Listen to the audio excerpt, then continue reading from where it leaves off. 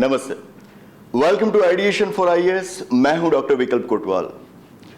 आज के इस सेशन में हम बात करेंगे एक ऑर्डिनेंस की। ऑर्डिनेंस जिसको हिंदी में कहा जाता है अध्यादेश। कल 20 मई 2023 को भारत के राष्ट्रपति के द्वारा एक अध्यादेश जारी किया गया, जो अध्यादेश काफी सुर्खियों में रहा है, उससे काफी विवाद खड़े हुए हैं। इसी ऑर्डिनेंस को आज हम समझने की कोशिश करेंगे। 11 मई 2023 को हमारी सुप्रीम कोर्ट के द्वारा दो बहुत ही अहम जजमेंट्स डिलीवर किए गए थे, जिनमें से एक जजमेंट था महाराष्ट्र में शिवसेना के विवाद के बारे में, जिस पर हमने एक सेशन में बात करी थी। उसके कुछ पहलू अभी भी हमें जानने बाकी हैं, तो किसी और सेशन में उसके बारे में भी हम बात करेंगे। 11 मई को जो दो जजमेंट्स आए थे, उसमें से एक जजमेंट के बारे में हमने बात करी है, दूसरे एक जजमेंट के बारे में हमने बात करनी बाकी रखी थी। हमने कहा था कि एक और सेशन हम करेंगे कि जिसमें इस जजमेंट को समझने की कोशिश करेंगे। शायद अच्छा हुआ कि हमने वो सेशन नहीं करा। अगर हमने करा होता तो कल की इस घटना के बाद उसमें काफ़ी सारे बदलाव लाने की हमें ज़रूरत पड़ती। तो जो बदलाव आए हैं उसके साथ उस जजमेंट को आज हम समझने वाले हैं। ये जजमेंट है, ये बात है about centre versus Delhi. Centre versus Delhi. Centre stands for central government, केंद्र सरकार। आप उसको भारत सरकार भी कह सकते हो, government of India. Delhi means government of the union territory of Delhi. Delhi संघ शासित प्रदेश की सरकार।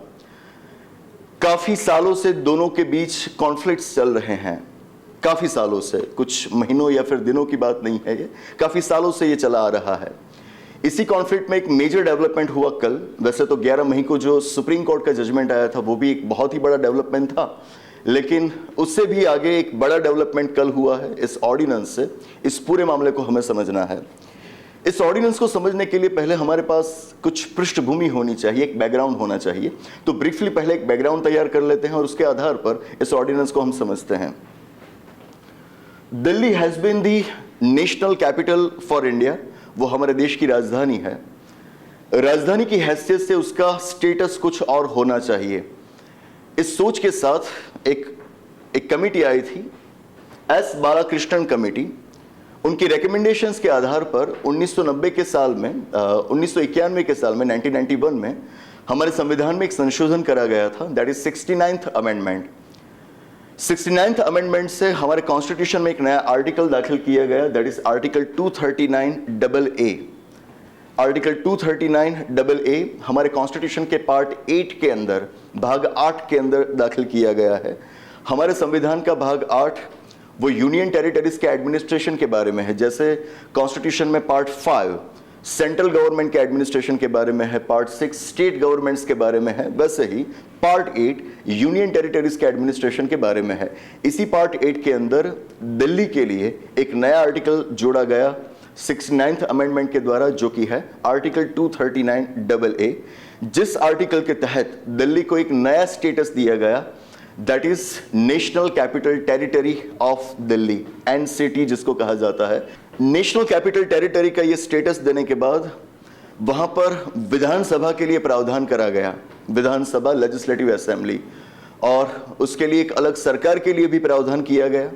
कहा गया कि वहां पर प्रेसिडेंट द्वारा अपॉइंटेड एक लेफ्टिनेंट गवर्नर रहेंगे, लेफ्टिनेंट गवर्नर जिनको हिंदी में कहा जाता है उपराज्यपाल, और उसके अलावा वहां पर एक चुनी हुई सरकार रहेगी जिसके हेड रहेंगे चीफ मिनिस्टर। उसकी खुद की विधानसभा भी अलग से रहेगी। वैसे यूनियन टेरिटरीज में इस तरह से सरकारें नहीं होती है, विधानसभा वहां पर नहीं होती है, क्योंकि यूनियन टेरिटरीज का कॉन्सेप्ट ही यह है कि उनका एडमिनिस्ट्रेशन करना है सेंट्रल गवर्नमेंट को। अगर केंद्र सरकार को ही ये यूनियन टेरिटरीज चलाने हैं तो यूनियन टेरिटरीज को खुद की सरकार होने का कोई कारण ही नहीं बनता है। भारत सरकार ही उनको चलाएगी, उनके लिए कानून संसद बनाएगी, उनके लिए आपको अलग से विधानसभा रखने की जरूरत नहीं है। लेकिन कुछ यूनियन टेरिटरीज को इस तरह का स्पेशल स्टेटस देकर उनकी विधानसभा बनाई जाती है, उनको अलग से सरकार दी जाती है। जैसा ही स्पेशल स्टेटस पुडुचेरी को भी दिया गया है, वहां पर भी आपको विधानसभा मिलेगी, वहां पर भी आपको वहां की सरकार मिलेगी। तो ऐसी ही कुछ बात national capital territory of Delhi के लिए करी गई। अब वहां पर अगर विधानसभा बनाई गई है तो उसका मतलब यह हुआ कि वो विधानसभा दिल्ली के लिए कानून बनाएगी। सही है, वो वहां के लिए कानून बनाएगी, लेकिन ये है एक यूनियन टेरिटरी। यूनियन टेरिटरी होने की वजह से पार्लियामेंट भी उस एरिया के लिए, उस दिल्ली के लिए कानून बना पाएगी। मतलब कि आपकी विधानसभा होने के बावजूद आपके विषयों पर संसद के कानून बनाने के पावर्स कम नहीं होते हैं।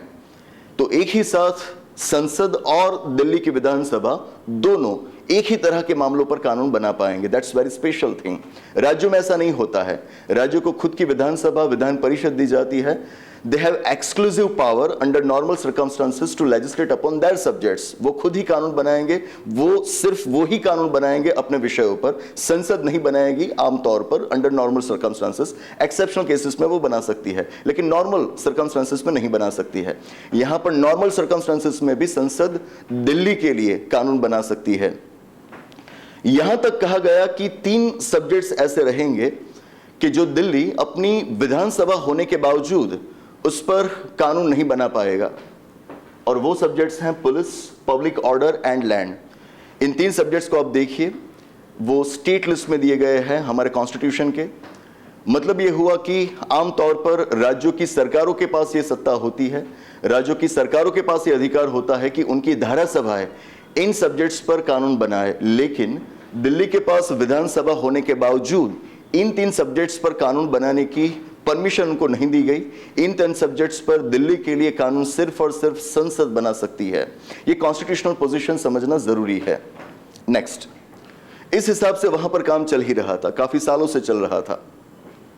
लेकिन 21वीं सदी में 2010-11 के बाद जिस तरह की पॉलिटिकल इवेंट्स हमारे देश में हुई, 2014 में जिस तरह का सत्ता परिवर्तन केंद्र सरकार में हुआ, दिल्ली में भी जिस तरह की पॉलिटिकल इवेंट्स हुई, उसके बाद यह सब विवादों से घिरने वाला था। इन सब पर कंट्रोवर्सीज होने वाली थी, जिसमें सबसे पहली कंट्रोवर्सी हुई 2015 के साल में। 2015 में भारत सरकार के द्वारा एक नोटिफिकेशन जारी करा गया, जिस नोटिफिकेशन से उन्होंने दिल्ली के लेफ्टिनेंट गवर्नर को दिल्ली सरकार की नौकरियों के पर कंट्रोल दिया, उस पर अंकुश दिया। नाउ दिल्ली सरकार की जो कोई भी नौकरियां हैं, वहां पर जो ग्रुप ए सर्विसेज हैं, दैनिक्स हैं, ये जब सर्विसेज हैं, उन पर कंट्रोल दिया गया लेफ्टिनेंट गवर्नर को। जो बात हजम नहीं हुई वहां की सरकार को, आम आदमी पार्टी की सरकार को, जाहिर सी बात है वो चुनी हुई सरकार है, तो उनका मानना यह था कि चुनी हुई सरकार के पास कंट्रोल होना चाहिए इन अधिकारियों पर, ना कि लेफ्टिनेंट गवर्नर के पास। Lieutenant governor who is an appointed person, he is not an elected representative, he must not have control over the officers. तो कंट्रोल तो हमारे पास होना चाहिए। तो उन्होंने क्या किया कि इन्होंने इस नोटिफिकेशन को चैलेंज किया दिल्ली हाई कोर्ट में। दिल्ली हाई कोर्ट ने पूरी मैटर सुनी and they favoured that notification, they upheld it. उन्होंने कहा कि ये नोटिफिकेशन सही है, भारत सरकार ऐसा कर सकती है। मतलब कि आम आदमी पार्टी की जो दिल्ली में सरकार थी, उनके पास अब अपने ही अधिकारियों पर, दिल्ली सरकार के जो अधिकारी हैं उन पर कंट्रोल नहीं रहेगा। What they did was, Delhi high court का ये जो आदेश आया उसको चैलेंज किया सुप्रीम कोर्ट में। सुप्रीम कोर्ट में पूरा मामला गया। सुप्रीम कोर्ट में एक कॉन्स्टिट्यूशन बेंच बनाया गया जिसने इस पूरे विवाद को सुना और 2018 में अपना जजमेंट दिया। नाउ सुप्रीम कोर्ट ने जो 2018 में अपना जजमेंट दिया, it largely covered, it comprehensively covered relationship between centre and the Delhi. इन दोनों के बीच जो रिलेशनशिप है उसके बारे में उसने काफी सारी बातें इस जजमेंट में बताई, that were in favour of the Delhi government, जो कि दिल्ली सरकार की फेवर कर रही थी। लेकिन इन बातों में उन्होंने सर्विस रिलेटेड जो मैटर्स थी उनको टच नहीं किया था, क्योंकि सर्विस रिलेटेड मैटर्स के लिए एक और बेंच सुप्रीम कोर्ट में बनाया गया था, 2 जजेस का बेंच। सर्विस रिलेटेड मैटर्स के अलावा और जो कोई भी बातें थी, सेंटर और दिल्ली के रिलेशनशिप के रिलेटेड जो कोई भी बातें थी, उसके बारे में 2018 में जजमेंट आ जाता है। लेकिन जो वहां की सरकारी नौकरियों के बारे में जो मामला था, उसके लिए सुप्रीम कोर्ट में एक अलग बेंच बनाया गया, 2 जजेस का बेंच। मतलब कि सर्विस रिलेटेड मैटर्स के बारे में हमें क्या समझना है, वो अब हमें इन 2 जजेस से जानना है।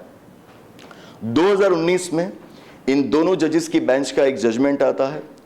Unfortunate enough it was a split verdict. Split verdict का मतलब यह हुआ कि एक जज जो सोच रखते हैं, उनका जो मानना है उसमें विश्वास नहीं है दूसरे जज को, means both of them are of contradictory view. यहां पर टाई हुआ मतलब कि आपके पास फाइनल जजमेंट नहीं आया, तो अब इसमें क्या करना है, तो that matter was referred to the larger bench of supreme court, again a constitution bench of the supreme court. संविधान के मामलों में जांच पड़ताल करने के लिए हमारे कॉन्स्टिट्यूशन के आर्टिकल 145 के तहत कॉन्स्टिट्यूशन बेंच बनाया जाता है कि जिसमें कम से कम 5 न्यायाधीश होते हैं। तो सुप्रीम कोर्ट में एक कॉन्स्टिट्यूशन बेंच बनाया गया इस मामले में, और इसी कॉन्स्टिट्यूशन बेंच ने 11 मई 2023 को, मतलब कि कम ज़्यादा से ज़्यादा 9 से 10 दिन पहले अपना एक जजमेंट दिया। That judgment is very important because इस जजमेंट में सुप्रीम कोर्ट ने क्लियरली ये बताया है कि Delhi government has executive power in service matters including transfer and posting of officers. 11 मई को जो जजमेंट सुप्रीम कोर्ट ने डिलीवर किया है उसमें उन्होंने साफ तौर पर बताया है कि जो कोई भी सर्विस रिलेटेड मैटर्स हैं, वो ट्रांसफर के बारे में हो या फिर ऑफिसर्स के पोस्टिंग्स के बारे में हो, उन पर एग्जीक्यूटिव पावर रहेगा दिल्ली सरकार का, ना कि भारत सरकार का। उन्होंने बताया है कि भारत सरकार और दिल्ली की सरकार के बीच जो डिवीजन किया गया है, पावर्स का जो डिवीजन किया गया है, that has to be respected, उसका हमें सम्मान करना होगा। पुलिस, पब्लिक ऑर्डर और लैंड के अलावा जितने भी मैटर्स हैं उन सब पर एग्जीक्यूटिव पावर्स दिल्ली सरकार के हैं, ना कि भारत सरकार के, और इसको हमें रिस्पेक्ट करना होगा। मतलब कि एक तरह से हम कह सकते हैं कि ये पूरा जजमेंट दिल्ली सरकार को फेवर कर रहा है और दिल्ली सरकार को ये अधिकार दे रहा है कि वो अपने ऑफिसर्स को कंट्रोल करे। That's it. ये भारत सरकार की एक तरह से हार थी। तो भारत सरकार को ऑफिस पर कंट्रोल चाहिए था, उनका अपना लॉजिक है, अपना रीजनिंग है। वो क्या रीजनिंग है वो आगे हम देखेंगे। इसको पॉलिटिकल एंगल से नहीं देखना है, इसको प्योरली हमें कॉन्स्टिट्यूशनल लीगल एंगल से देखने की कोशिश करनी है। तो भारत सरकार ये नहीं चाहती थी कि वहां के ऑफिसर्स का कंट्रोल दिल्ली सरकार के पास रहे, वो चाहती थी कि उसके हाथ में ये कंट्रोल रहे।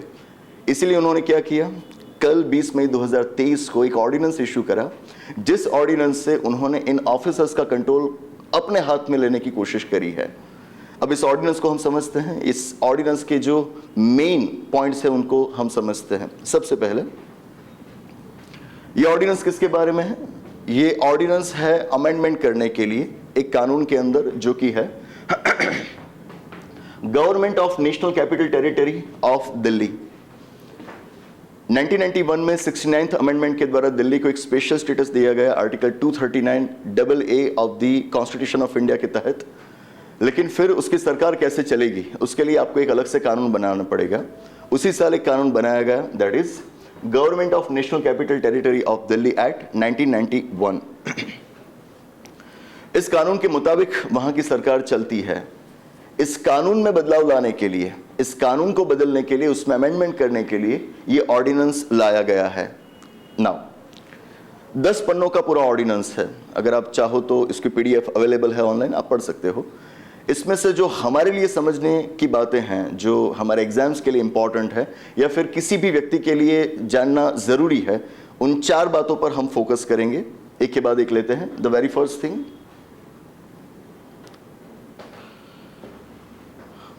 हमारे कॉन्स्टिट्यूशन के शेड्यूल 7 के अंदर 3 लिस्ट दिए गए हैं, union list, state list and concurrent list. It is about the distribution of powers between the central and the state governments. केंद्र और राज्यों की सरकारों के बीच डिवीजन ऑफ पावर्स, सत्ता का डिवीजन करने के लिए वहां पर ये 3 लिस्ट दिए गए हैं। यूनियन लिस्ट में जो सब्जेक्ट्स लिखे गए हैं उन पर पावर्स होते हैं सेंट्रल गवर्नमेंट के। स्टेट लिस्ट में जो सब्जेक्ट्स लिखे गए हैं उन पर पावर्स होते हैं स्टेट गवर्नमेंट्स के। और कॉन्करेंट लिस्ट पर एज पर द कंडीशन, शर्तों के अधीन दोनों सरकारों को पावर्स दिए गए हैं। नाउ ये जो स्टेट लिस्ट हैं जिन पर राज्यों की सरकार के अधिकार है, इस स्टेट लिस्ट में आपको एक एंट्री मिलेगी, that is entry number 41 entry number 41 of list 2 of the 7th schedule. List 2 means state list. That entry number 41 is about public services, सरकारी नौकरियों के बारे में है। मतलब कि स्टेट गवर्नमेंट्स को ये पावर्स दिए गए हैं कि आप अपनी जो सर्विसेज है, अपनी जो पब्लिक सर्विसेज हैं, स्टेट सर्विसेज है, उनको आप कंट्रोल करें। नाउ ऑर्डिनेंस में क्या लिखा गया है कि दिल्ली की जो असेंबली है वो अपने हिसाब से स्टेट लिस्ट के सब्जेक्ट्स पर लॉज बना सकती है, कॉन्करेंट लिस्ट के सब्जेक्ट्स पर लॉज बना सकती है। लेकिन अब से वो जो नंबर 41 है, स्टेट लिस्ट के एंट्री नंबर 41 है, उस पर लॉ नहीं बना सकेगी। That's very important. Entry number 41 पर लेजिस्लेटिव असेंबली वहां की लॉ नहीं बना सकेगी। That's very important. कल जब से ये ऑर्डिनेंस आया, काफ़ी सारा उसका रिपोर्टिंग हुआ, न्यूज़ चैनल्स पर हुआ, प्रिंट मीडिया में भी हुआ, but to my great surprise this point is difficult to find in those reportings. इसको वहाँ पर ढूंढना मुश्किल है। That's very important point. इसका मतलब ये होता है कि अब दिल्ली की legislative assembly in services related matters पर लॉ बना ही नहीं पाएगी। इफेक्टिवली इसका मतलब ये हुआ कि अभी तक 3 ऐसे सब्जेक्ट्स थे जो कि स्टेट लिस्ट में होने के बावजूद दिल्ली की लेजिस्लेटिव असेंबली उन पर कानून नहीं बना पा सकती थी। One was police, public order, second was public order, third was land. Now there is 4th subject, that is entry 41, जिस पर भी दिल्ली की लेजिस्लेटिव असेंबली अब लॉ नहीं बना पाएगी। That's very important. So it is about doing away with legislative assembly in the matters of services. Second, okay, ordinance के तहत एक नई संस्था तैयार करी गई है जिसको कहा गया है national capital civil service authority. National capital civil service authority, क्या काम होगा उनका? तो वहां पर जो कोई भी ग्रुप ए के ऑफिसर्स हैं, दैनिक्स के ऑफिसर हैं, दैनिक्स एक सर्विस होती है, यूपीएससी के सिविल सर्विसेज के एग्जाम्स के द्वारा ही उनका चयन किया जाता है। Delhi and Andaman and Nicobar island civil service, DANICS उसको बोला जाता है। उसी तरह से दैनिक्स भी होता है वहां पर। तो ग्रुप ए के ऑफिसर्स, ऑल इंडिया ऑफिसर्स, दैनिक्स के ऑफिसर्स, इन सब के ट्रांसफर्स, पोस्टिंग्स और उनकी जो कोई भी vigilance as well as non vigilance related matters हो, उन सब के लिए रेकमेंड करने के लिए उन सब पर रेकमेंड करने के लिए अथॉरिटी तैयार करी गई है। मतलब कि इस अथॉरिटी की रेकमेंडेशन के आधार पर लेफ्टिनेंट गवर्नर इन ऑफिसर्स के ट्रांसफर्स, पोस्टिंग्स और विजिलेंस रिलेटेड मैटर्स पर अपना आदेश जारी करेंगे। इस बॉडी के अंदर चेयरमैन बनाया गया है दिल्ली के चीफ मिनिस्टर को, और उसके अलावा उसमें 2 और सदस्य जोड़े गए हैं, जिनमें से एक है दिल्ली के चीफ सेक्रेटरी और दूसरे हैं principal home secretary of Delhi. One is chief secretary of Delhi, the other one is principal home secretary of Delhi. ये 2 सदस्य और उनके अलावा हुए चीफ मिनिस्टर। गुड इनफ, 3 सदस्य हुए। लेकिन ऑर्डिनेंस में लिखा गया है कि इनके द्वारा जो कोई भी डिसीजंस लिए जाएंगे they will be by majority vote, वो मेजॉरिटी से लिए जाएंगे। इसका मतलब ये हुआ, अगर तीनों कोई एक मुद्दे का समर्थन करते हैं और वो डिसीजन बन जाए तो वो अच्छी बात है। आइडियली वही होना चाहिए जिससे कॉन्फ्लिक्ट ना हो। लेकिन अगर किसी मुद्दे पर डिफरेंस ऑफ ओपिनियन है तो ये देखा जाएगा कि 3 में से 2 किस मुद्दे का समर्थन करते हैं। वो जिस मुद्दे का समर्थन करते हैं उसी को डिसीजन माना जाएगा। यहां पर हो सकता है कि इस अथॉरिटी में जो 3 सदस्य हैं उनमें से चीफ मिनिस्टर का कोई अलग ओपिनियन हो, बाकी 2 ऑफिसर्स का कोई अलग ओपिनियन हो।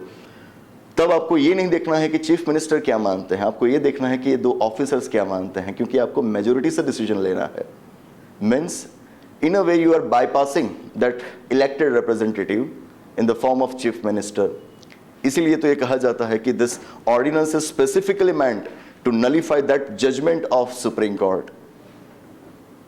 यहां तक कहा गया है कि इस बॉडी की रिकमेंडेशन लेफ्टिनेंट गवर्नर के पास पहुंचे। अगर लेफ्टिनेंट गवर्नर को जरूरी लगे कि इस पर रिकंसिडरेशन करना जरूरी है, इस पर पुनः विचार करना जरूरी है, अगर रेलेवेंट मटेरियल उनको पाया जाए that has to be in writing form, तो वो इसको रिकंसिडरेशन के लिए वापस भेज सकते हैं। फिर भी अगर लेफ्टिनेंट गवर्नर और इनके बीच कोई डिफरेंस ऑफ ओपिनियन रहता ही है, lieutenant governors decision shall be final. उनका जो निर्णय होगा उसको आखिरी माना जाएगा। मतलब कि अगर इस अथॉरिटी के साथ डिफरेंस ऑफ ओपिनियन हुआ लेफ्टिनेंट गवर्नर का, उन ऑफिसर्स की पोस्टिंग्स, उनके ट्रांसफर्स, उनके विजिलेंस रिलेटेड मैटर्स के बारे में, तो लेफ्टिनेंट गवर्नर आखिरी निर्णय ले सकते हैं। Lieutenant governor who is not an elected representative, he is someone who is appointed by the union government, who is not even a constitutional head, वो कॉन्स्टिट्यूशनल हेड भी नहीं है, उनको ये पावर्स दिए गए हैं। That's the very reason this ordinance has become very controversial. Third thing, okay, जो ओरिजिनल एक्ट है 1991 का, government of NCT of Delhi act 1991, उसमें आप देखिए सेक्शन 41। इस सेक्शन 41 में वहां के लेफ्टिनेंट गवर्नर को कुछ मामलों में डिस्क्रिशन दिया गया है। डिस्क्रिशन मतलब कि एक तरह की विवेक शक्ति, जहां पर आप अपनी ओर से निर्णय ले सकते हो। लेकिन इस डिस्क्रिशन का मतलब क्या होगा, उसके बारे में काफ़ी सारे इंटरप्रिटेशंस आते रहते हैं और वो काफ़ी विवादों से घिरा रहता है। ऑर्डिनेंस में कहा गया है कि इस में जहां पर भी लिखा गया है कि LG shall act in his discretion, उस इन हिज डिस्क्रिशन को बदलकर अब आपको पढ़ना होगा in his sole discretion. In his sole discretion, sole means only, सिर्फ और सिर्फ वही। मतलब कि अब डिस्क्रिशन यानी कि लेफ्टिनेंट गवर्नर का, सिर्फ लेफ्टिनेंट गवर्नर का डिस्क्रिशन उसको माना जाएगा। मतलब कि ये बात ये हुई कि आपको अब उस मामलों में, उन मामलों में दिल्ली की सरकार को नहीं पूछना है, आप अपने खुद के डिस्क्रिशन से आप डिसीजन ले सकते हो। ये भी एक ऐसी बात हुई कि जहां पर आप इलेक्टेड गवर्नमेंट को बाईपास करने की कोशिश कर रहे हो। Fourth and the last thing, yes, extraordinary power has been given to the secretary of the department of council of ministers of Delhi। वहां की काउंसिल ऑफ मिनिस्टर्स के डिपार्टमेंट के सेक्रेटरी को एक्स्ट्राऑर्डिनरी पावर्स दिए गए हैं। किस तरह से?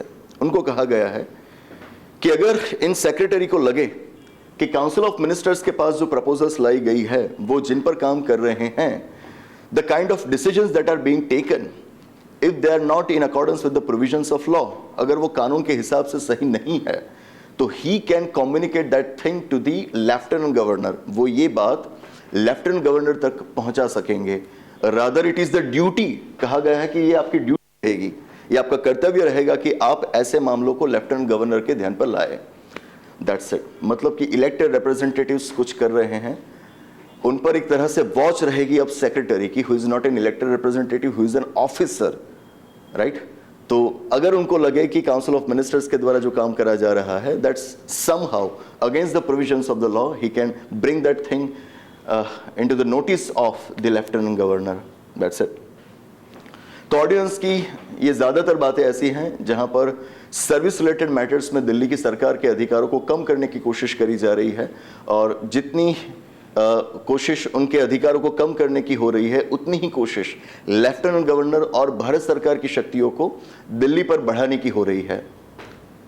नाउ क्यों भारत सरकार ने इस तरह का एक अध्यादेश जारी किया, क्या है उनका रीजनिंग, व्हाट्स द लॉजिक?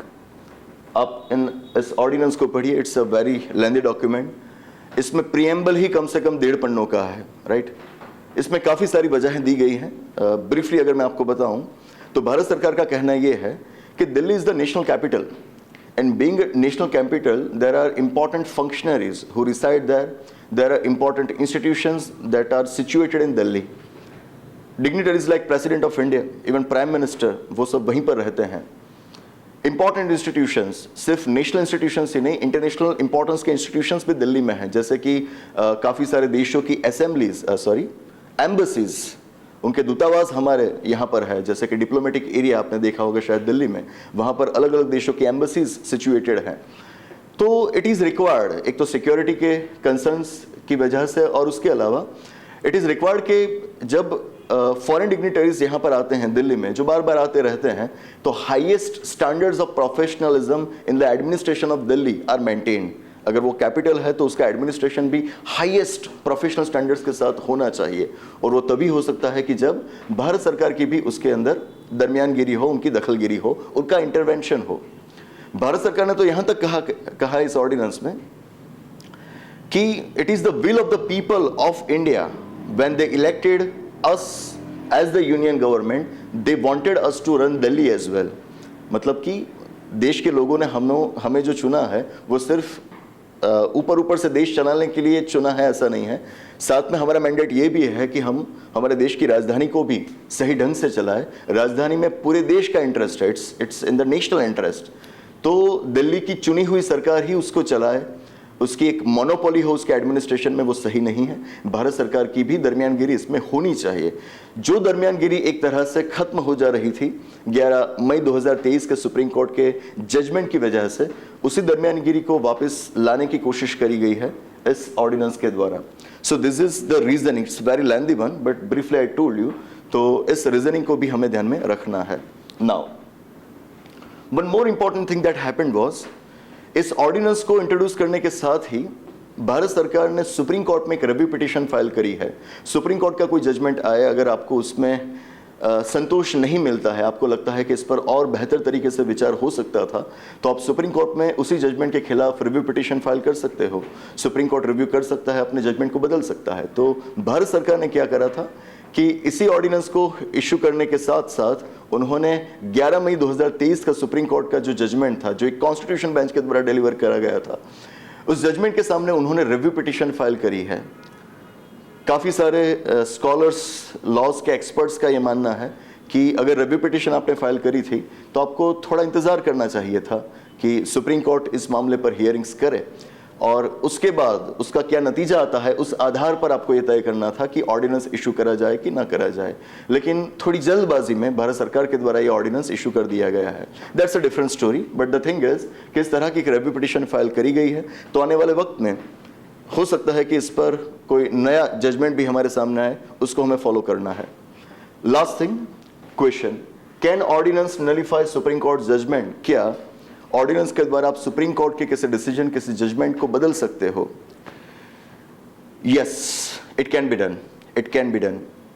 काफी सारे ओपिनियंस कल के इस ऑर्डिनेंस के बाद आ रहे हैं। Legally speaking, constitutional speaking, this can be done. राष्ट्रपति अपने अध्यादेश के द्वारा सुप्रीम कोर्ट के जजमेंट को नलिफाई कर सकते हैं, उसकी असर को खत्म कर सकते हैं। सुप्रीम कोर्ट, दो it is called supreme court, it does not mean it is supreme in India. Bharat के अंदर सुप्रीम, सर्वोच्च सिर्फ एक ही चीज है और वो है देश का संविधान। हर एक इंस्टीट्यूशन को इस संविधान के मुताबिक चलना है। तो अगर सुप्रीम कोर्ट के द्वारा कोई जजमेंट डिलीवर करा गया है, लगता है कि उसमें कुछ क्षति है, उसमें ज्यादा विचार करने की जरूरत है, उसकी असर को रोकने की जरूरत है, तो संसद के पास ये पावर है कि वो कानून बनाकर उसको नलिफाई करे। संसद कोई लॉ बनाकर, कोई एक्ट बनाकर सुप्रीम कोर्ट के जजमेंट को नलिफाई कर सकती है। संसद जो चाहे तो कॉन्स्टिट्यूशन में अमेंडमेंट कर, संविधान में संशोधन कर भी सुप्रीम कोर्ट के जजमेंट को नलिफाई कर सकती है। Pay attention, this can be done not only at the central level, it can be done at the state level as well. मतलब कि अगर राज्य के विधानसभा भी चाहे तो वो भी कानून बनाकर, वो भी एक्ट बनाकर सुप्रीम कोर्ट के जजमेंट को नलिफाई कर सकती है। और ऐसा पहले कई बार हो चुका है। It's not something that is completely novel. ऐसा कई बार हो चुका है और खुद सुप्रीम कोर्ट ने भी इस बात को स्वीकार किया है कि सुप्रीम कोर्ट के जजमेंट को आप किसी कानून के द्वारा बदल सकते हो। नाउ, संसद कानून बनाकर सुप्रीम कोर्ट के जजमेंट को नलिफाई कर सकती है। सुप्रीम कोर्ट, संसद जिन जिन मामलों में कानून बना सकती है, उन सभी मामलों में भारत के राष्ट्रपति अध्यादेश जारी कर सकते हैं। राइट? अध्यादेश एक तरह का कानून ही है। It is as good as a law made by the parliament. तो संसद के कानून के द्वारा आप जो कुछ भी कर सकते हो, वो हर एक चीज आप राष्ट्रपति के अध्यादेश की मदद से कर सकते हो। राष्ट्रपति के अध्यादेश की मदद से आप कोई नया कानून बना सकते हो, आप संसद के किसी पुराने कानून को बदल सकते हो, आप संसद के किसी पुराने कानून को रिपील कर सकते हो। अध्यादेश के द्वारा आप हर एक चीज कर सकते हो जो आप संसद के कानून की मदद से कर सकते हो, एक्सेप्ट अमेंडिंग द कॉन्स्टिट्यूशन। आप अध्यादेश से सब कुछ कर सकते हो, लेकिन संविधान में संशोधन नहीं कर सकते हो, क्योंकि संविधान में संशोधन करने के लिए एक स्पेसिफिक प्रोसीजर हमारे कॉन्स्टिट्यूशन के पार्ट 20 के आर्टिकल 368 में दी गई है। तो वो आप अध्यादेश की मदद से नहीं कर पाओगे। बाकी हर एक चीज आप अध्यादेश की मदद से कर पाओगे। It's a kind of temporary law, उसको लॉ ही कहा जाता है, but it is not a permanent law like the act of parliament, it is a temporary law. तो इसीलिए मैंने कहा कि द आंसर इज यस।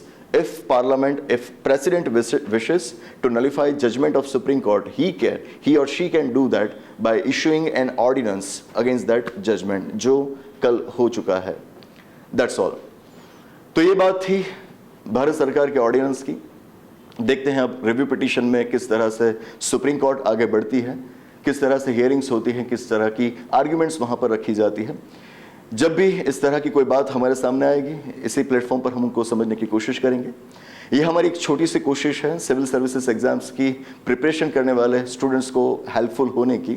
और उसके अलावा जो कोई भी इस देश के नागरिक हैं या फिर देश के बाहर रहने वाले लोग हैं जो भारत के बारे में, उसकी लीगल सिस्टम, इसके कॉन्स्टिट्यूशनल सिस्टम के बारे में जानने की रुचि रखते हैं, उन तक हम ये पहुंचने की कोशिश कर रहे हैं, इन चीज़ों को समझाने की कोशिश कर रहे हैं।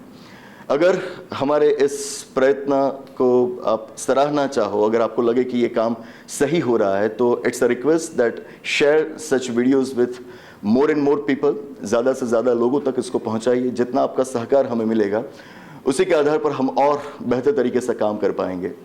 तो आने वाले सेशन में ऐसे ही किसी इंपॉर्टेंट और इंटरेस्टिंग टॉपिक के साथ फिर मिलेंगे। Thank you.